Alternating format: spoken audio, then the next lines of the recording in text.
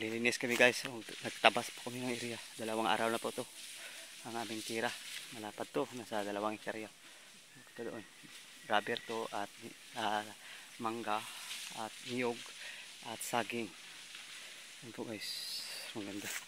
Ito, tapos yun lang umaga ito. Tapos hanggang mayang hapon dito naman ulit. Titirahin namin to. Siyam kami nagtatrabaho dito.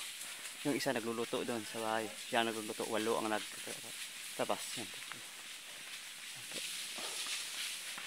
Tingnan nyo. Maganda guys. Mataas na po mga mangga. Cebu ito na mangga. Cebu. Update lang. Update lang muna yan guys. Oh. Malakas ang kalay. Mayroong mayroong alingayo. Laking puno oh.